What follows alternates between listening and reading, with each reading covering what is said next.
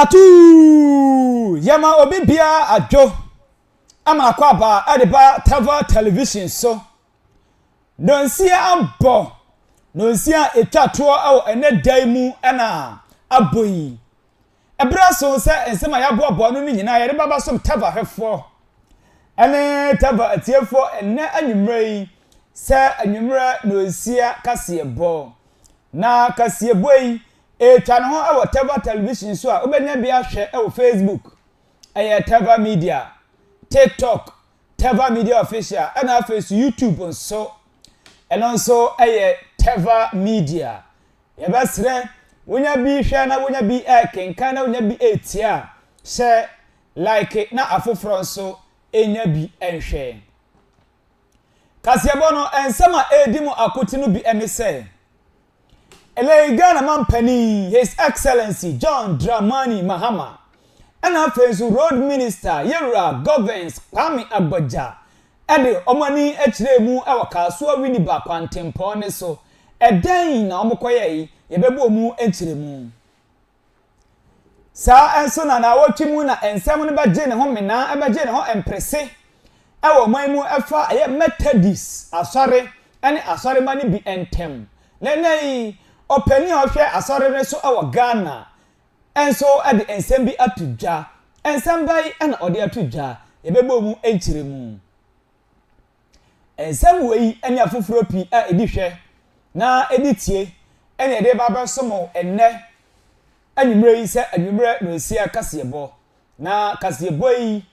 meka o se adwumakuo bi na aso asen esa se entasuo enko entumi enante eno nti adwumakuo asomasen ene anwumre yi na mede anwumre no sia Kaseabo ebra no Ark City Prayer Camp Ark City Prayer Camp ebutu achim anyina sin Old Tafo Junction apoye mantemu eho ana ohwe Ark City Prayer Camp akira kwanya ubehu Ark City Prayer Camp sebrai bebo empire oha kodanda dadwene ni amanie bi da oson no for ani echiremu Ark City Prayer Camp akache na ebebo empire Ark City semembo kase na mensew se enei ebo no nkono pepepepepe ekopem se ahomache no nan enefa ebebo watch night change pa ana omode ehihye so enu nti se onte ye dia na mebo nkaye safe na obefiri fie nso edia ene ma honya hai na watch night koso eho omonton empire bo aka de da bida omonton ade bi ede bo mpaye Grace dokono omonton bi Grace shito omonton bi sanso na Grace nchinam omonton bi oho eho de omoya ne empire bo enu nti kwai na ekobo empire puso aman na empanifo enye so 0247 701364 0247 701364 afe 0249 171 187 0247 0249 171 187 afe nso no Ark Media Institute enso ebutu eye enkranka so akwantempo ne so West Osmo achiwa pe brono ayefro se red top eho na Ark Media Institute ebutu Ark Media Institute zebrai bejentete efa ensenchwe adwuma ho ade bi apesa wote uhu usua efa eye ensenchwe adwuma ho no for ni echiremu wo Ark Media adwoso na akyerɛkyerɛfo no ema saa entity no na tumi efa bedi dwuma apesa odidi ewo ensenchwe adwuma nim eno nti o chem se courses ahodo ni na oyebi or 3-month course or 6-month course or na afens or hostel facilities edema obibia eno nti no ba ufi achichi ene benchai ene eba ema ora enhokra esanse Ark City Ark Media Institute ebe boawo abo wonya ba bi eduti ato na waji eye entity or ensenchwe adwuma nim eno nti pusuaman na empenifo enje so 0200 491 565 0200 491 565 and afin 0543 480299 afei Clubban essential soap Clubban essential soap nso samina nwangoso bia aba be piemu ewo eye Ghana mantemu achese edi dwuma esini enkonya uyi Clubban fi wa samina nkai no na ho enunti na me kanfo Clubban essential soap na di ama wo Clubban yi o prekese de o moringa de na afin so lemon de na ni nyina mu no Almighty Golden Turmeric what they are fra ama samna ye di dwuma ese enkonya eno nti kwai na ekopa odieto na mboa ma wo die no ani enye kama puso man na empanifo enye wo so 0209524262 0209524262 enyuma kwei na asam asene ebo mabamba na maje peni ebe kenkan enwumre no nsia Kaseabo yi ede amawo opesema ni amaji magwa na mebe kenkan Kaseabo ede amawo no edi ameje so ene Steven Boache danso ofra mode sheba eska onya mfumso bia afa Jibrai na yentutu Kaseabo no esre ene abasa ya sha Kaseabo no ase Yasha Kaseabo no ase dia na yasha Kaseabo no ase afi Ghana mampani His Excellency John Dramani Mahama akache na enei Ghana mampani His Excellency John Dramani Mahama ede na probo ene nto abo no akopie mu okaso winiba kwantempon ne so na eden ti ene okopie mu ho de ti Ghana mampani ekopie mu ho enyina ne se ode eye akwantempon awodo no eye kaso winiba highway no odi ama eye contractors no chese obugusu gidigidi obo ye sa ekwan no na eno elelei Ghana mampani ede na nyam ekopie mu ho na okorese dwuma na odi hye omonsa no omgusu a omudi na Ghana mampani His Excellency John Dramani Mahama ede na nyam ekopie mu ho no okire mu se nani aso edwuma di a omudi ne pa eyie na afin so no o share contractors ne se omunkosoa na omomom ho enye ha na adwuma no omonya ne ntem na emfa ahohan emra amanfo a ede eye kasoa winiba kwantempon no edi wonjuma yekotie ensama Ghana mampani His Excellency John Dramani Mahama ede tuja the Kasoa overpass. It's removed the bottleneck that had been at the toll booth, the toll bridges, and then through Kasoa Township. But then it just freed them up and came and dumped them at Budumbura. And so that became the new bottleneck. The good thing about this kind of construction is that it opens the road all the way to Winneba. And concurrently, we have given the dualization of Winneba to Mankesim to the same contractor. And so it will open the road all the way to Mankesim. And we have also awarded Mankesim to Cape Coast. And so it means that for commuters going towards the capital of the central region, Cape Coast, they'll have a very easy ride all the way to Cape Coast without going to bunch up somewhere else. As the minister said, we hope that in the next 3 to 4 weeks, they'll be able to open this middle concourse so that all the traffic that is going directly towards Cape Coast or Winneba or Mankesim would not have to use the side roads. They will use the middle, and that will free up the traffic on the side for them to work and complete that as quickly as possible. Central region is an attractive place for investment and tourism, but because of the constriction in the road network, it's been very difficult for people to open up their investments towards the central region. If you notice, Tema all the way to Dawa is attracting industries and investment. If we do this road network, it will allow some of the investors to begin to open factories. Wey and Sama Ghana mampani His Excellency John Dramani Mahama Bolibambo ede se kronkron ede etu edwa na yamampani His Excellency John Dramani Mahama ede ensem ni nyina etu dwa wieye no ena eye road minister Yera Governs Kwame Agboja enso age eye kasa eye anoma no ena so ono so abetu nanum tuo kakra na ensema eye road minister Yera Governs Kwame Agboja ede tu dwa nyina ne se o kiremu se eye akwan a omode ahye eye contract nsa ene contractors nsa ewo eye big push agenda na sini nyina na contractors ni nyina no aban endi obi aka aban ahwe atua obi aka pepepepepepe sede se efata eno ti no o hwe ni mu se brado do am de ama aye contractor ne se omo fan wie kwan no contractors no be je penny na omo di awie ama bibibia aye kama yenkoi na yenkwatie ensema yewura Kwame Agboja enso editu edwa. That people using this corridor go through a certain level of frustration, especially from tomorrow and to Sunday. But help is on the way. We are not just leaving you in your misery. We suffer the same thing. That is why we are determined to shorten the construction period by another 3 months to make sure that we're doing this. Your Excellency, a cardinal point of the project you are inheriting, both your new Big Push project and the carry-on project, is that as of today, every contractor who has raised work certificate on either ongoing Big Push project or new Big Push project has been settled. We don't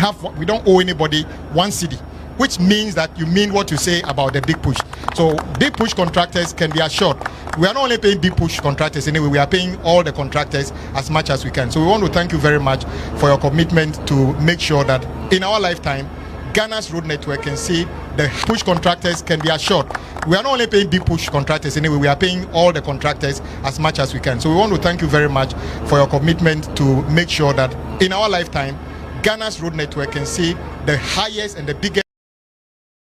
Kwame Agboja edi etu edwa Tevah Kaseabo ne so Tevah Kaseabo ne so dia ne na yekọ ensamfufrom na ensamfufrom a yekọ no na wotwe we enhyase no ede bana ena ha eye video bi ebeto aye abafu entintan video ne so ofa Facebook a homo twe ne sere ne abasa ofa YouTube a eda ho ofa TikTok kura de na ho ama ebimu kra kase de maame no ye no waye ne ye papa na ni nyina ne sa eye matidis asore no ne fa ewo eye takora de ne potemo ena na osofopon a woda no chereche asore ma no efa etutusuo dudu ho eno ena na osofo nipo kire mu se okanka malaka enwoma na ewo ho se wo bia wantua ene ntutusuo dudu na yese obo awrade eye krono ne no ena maami baako esore so owasemka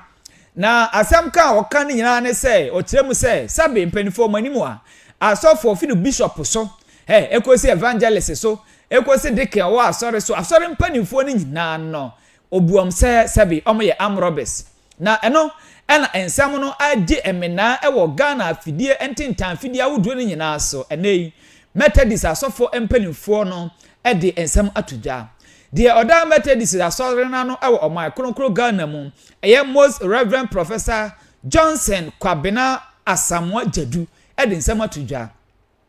na ade most reverend ensam ode atudwa nyina ne se o chemse na wotwe no Methodist fo no eye adwumadie mienu ene course wa ha nanso no bone na ewe mu no eno na obiese trend o chemu say okopiem okoforidua ayaresa bia ho a eye enkwara word no Methodist asori atumi ahwe amoma kosi foforo krade amoma abiabia no kama eno de antrend you na tight a eno maame ne koka ho asem no eno na achese eje ne ho akwapa ewo abafu ntintan fidie no so eno nti enei wagina Methodist asori ni nyina nim ade enkuntabuo fikọ di omode om tight eye ene de omode om offering enso ye Methodist asori nanim ade ato ewiase amansan ena afi Ghana man nyina enso anim yenkwatie ensema most reverend Johnson Kwabena Asamoah Jadu ade tudwa.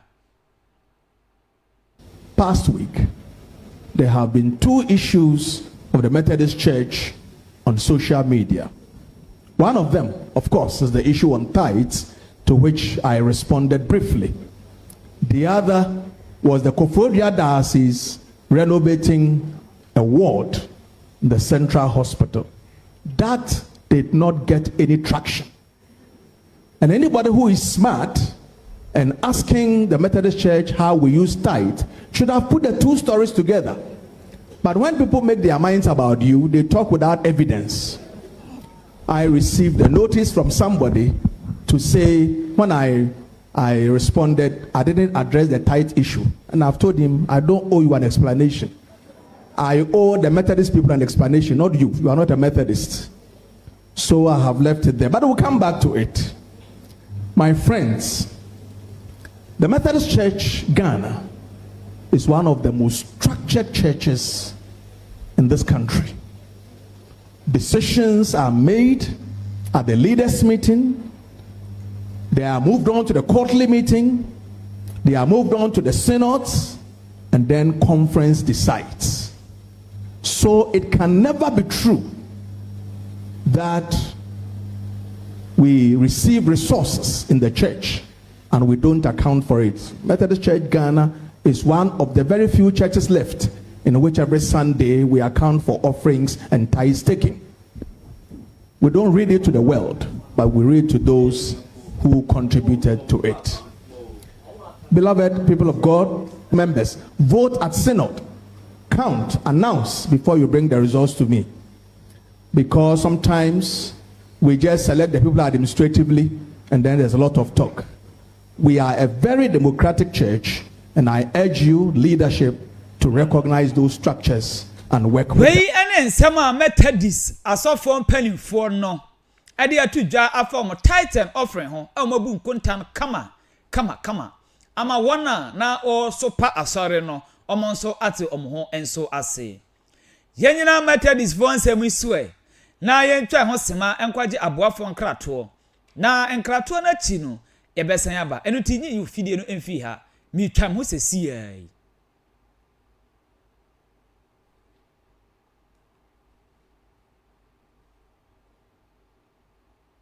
Efri tumi a ewo abodie mu ena samana nwanwaso bi apia obetimi ede wo ho atoso samana ne din ede Claban essential soup samana yi omu ahodo miensa de wato ombo ase ede prekese aye na ode moringa nso aye de ewo ho ena afi nso de ode lemon enso aye de ewo ho na ne nyina mu no obenya eye almighty golden turmeric ode afrafra a ahotoso wom efi emofra so ede kwesi empanyi so Claban essential soup ya mekanfo ede amawi etumi sa hunamani yare bi tise pimples hunamani dwiba hunamani keka ene hunamani yarewa ahuduo nyina ebi enti wo pesa mena eda nso efi samana ahuduo nyina mu na we eda owede so a ekomoton kamade a ene na Claban essential soup onfa enduro bia enfrafra ya ebe haw owede no nemom no enam obaade ensa no a eye natural ena ode aye se wo pesa mena ebe ma ahotoso na upia obia nse ampa wapie dia ene na Claban essential soup Claban essential soup osi samina ema honamani eye den ne ma ahotoso.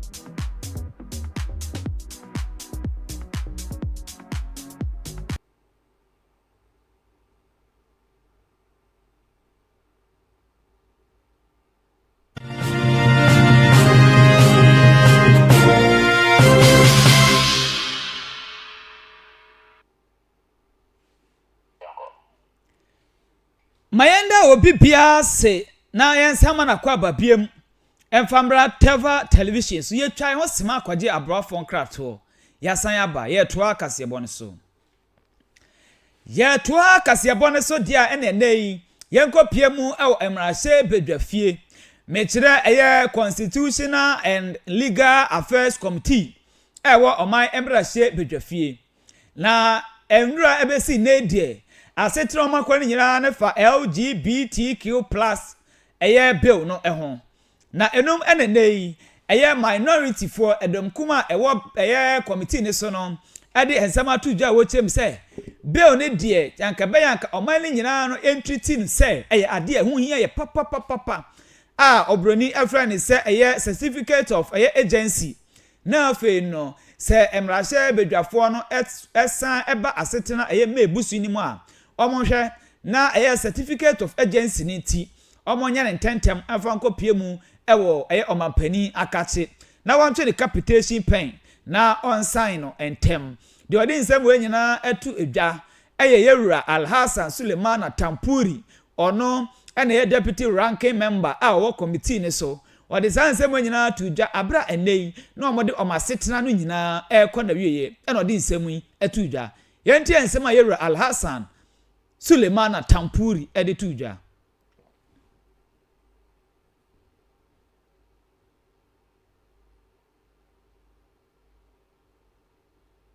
So, Mr. Chairman,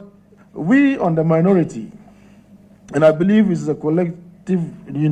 position, that when Parliament resumes sometime in May,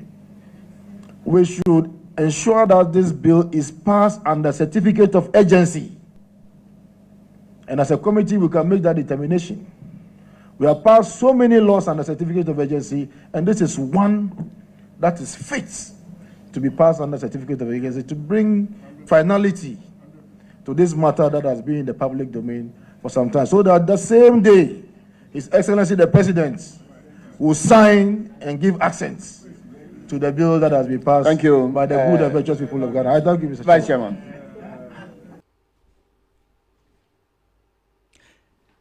When and Samayera Al-Hassan Suleimana Tampuri at the Etu Eja. Na Yera Al-Hassan Suleimana Tampuri. A rank deputy ranking member on a constitutional and legal affairs committee. A woman Rasha phone if you do to a very na pay. And a chairperson Yera Shaibu Mahama and so then some tuja. Na Yera Shaibu Mahama somebody to Janina and say, hey. Se bill no yehunu say certificate of agency se enye certificate of agency emre bi no yenya omampani obetena so a yede bill ne kwotu nanim wansan nanso no se yenya omampani bi a o kire mu se bill ne nya beto nanim nko ade a ene obetwe ne capitation pen ten na ode asan asiese rewe amna abaye emra eno nti o hye obi a bo ese se busumi ebensim no na se badwafie no esan eba asetena ebiam dia ene omo be ne ntem na omo de emra no akọ stintim so se omo nyina agituma ene omo de bekọ akoma omampani na ode ne capitation pen no asan ase na afi aba abeye emra ewo omanmu yentie ensem a yewura Mahama enso ede etu edwa.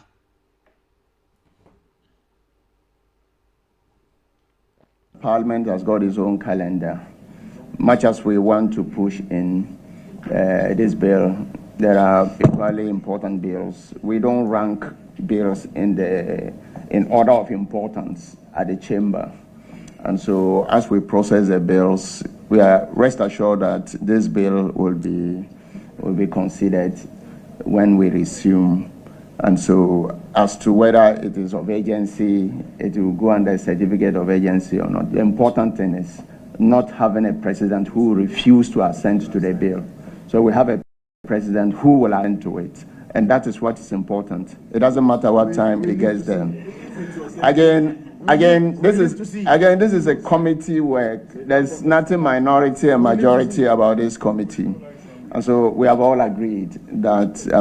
we are good to go on this. Let me assure Ghanaians that this will be considered on the floor of Parliament with the principles of justice, fairness, and human dignity.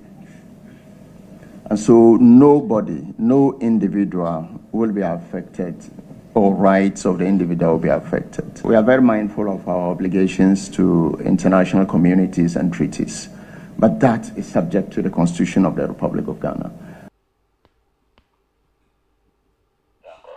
Wey ene nsama yera Shaibu Mahama, chairperson edema Constitutional and Legal Affairs Committee ewa mrashe bedwafie ede etudwa. Na Tevah Kaseabo no ewo Constitutional and Legal Affairs Committee ewa mrashe bedwafo no efie afomo no.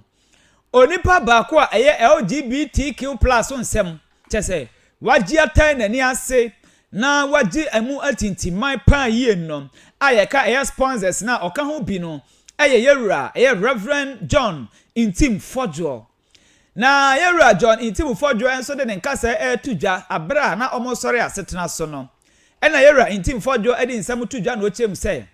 ebe na wo ane ebe ne depa ese se mra she bedwafo eba asetena na omobaji anti LGBTQ+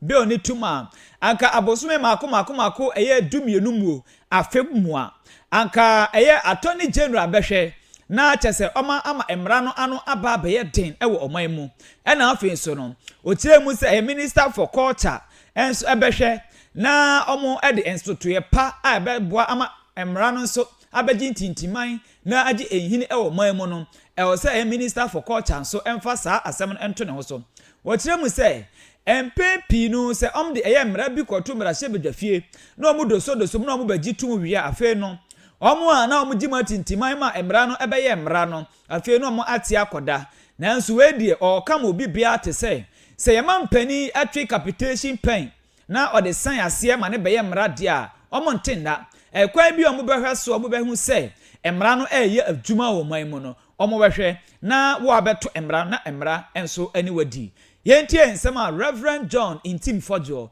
editu eja. This we all agree is a bill which has received more public interest than any other bill I'm aware of in the last 10 years. There's a bill that has become a topical campaign promise.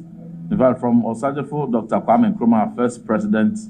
till now, this is the only bill that we have had presidential candidates expressly and specifically making campaign promises tied to the passage, the assenting, and implementation of SAFE. And therefore, it is not a bill that must be treated without a sunset clause, and which sunset clause should be deferred to a period later than 1 year. So it is expectation that with a close collaboration between the sponsors and the relevant ministries, the minister responsible in this contest will have, as a matter of urgency, must take steps as soon as it is assented to by the president.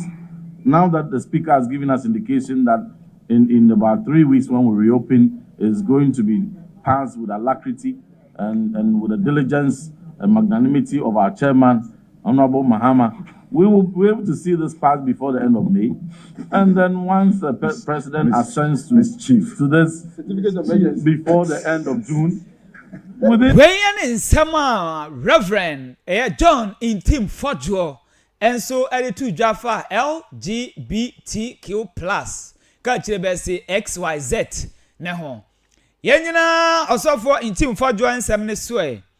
Na yamfa Kaseabo no nyina embra na wieje. Kaseabo no asi. Kaseabo no ensema edi mu akutinu bi eni se. Ele Ghana mampeni His Excellency John Dramani Mahama ena afenso no osuofo awe Ghana akwantempon mechire road minister Yera Govins Kwame Agbaja edo mani onyam eno maprobo eko eye kasua winiba kwantempon so ko hwe sadie adwuma no eko yebomu enchiremu sa enso na nei Methodist asore no mu empenyufo aba abonten ede enkontabuo fikọ ade agufom afa ekwan omode efa so a omode omotight eno maforebo edi djuma ewo Methodist asore nim eno nso yebomu enchiremu ensem wei ene afoforo pie edi hwe na edi tie ne ede ba somo enne anwumrei se anwumre no esia Kaseabo yi adwuma ku esa asene me ede Kaseabo ibra wono eye Ark City Prayer Camp ewo atem anyinasin Old Tafo Junction apoye mantemu enti o kire se brai na ebebo empire ohaw kodanda dadwene amane bi eda osom no foni echemu wo Ark City Prayer Camp enso adwosu na ebebo empire na bibibia be kama edi amaw onse eye enche bia watch night no ba abesha ase enti afi na wo frifie dia ene ma ho ya ha onka achikura eno nti tutumirikai na ebepie mu ho eho empire bonkwa no ye ho adwuma onton hwe ewo ho enti ye o se ukwa akopie mu no asofo ofio edom se begu so awie na omanton ye grace dokono anasi grace water de ama ode adabi omonton hwe ewo ho de amunya ne se bra ne bebo empire na ready betie empire bo na waye wade so afi ho ama pusu amaye na asofo mpanifo enye so 0247701364 0247701364 and afin so 0540249171 0249171187 na afin so no eye Ark Media Institute enso butu enkraka so akwantempo ne so West Elsmo chi wope red top eho eno mubutu se beje entity efa eye ensentre adwuma ho ade bi apese usua na hunu fa ensentre adwuma ho no fa wani akire mu ohwai pusu aman no amanje so 0200 491-565 and afi